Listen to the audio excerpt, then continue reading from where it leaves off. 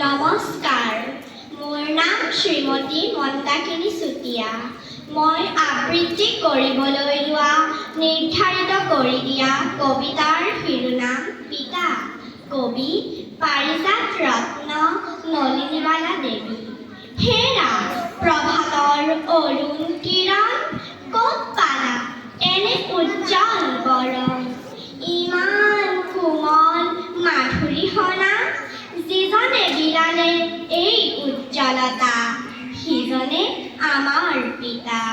হেৰা সৰু নদী খৰস্ৰোতস্বিনী, ক'তনো শিকিলা মধুৰ গাহনি?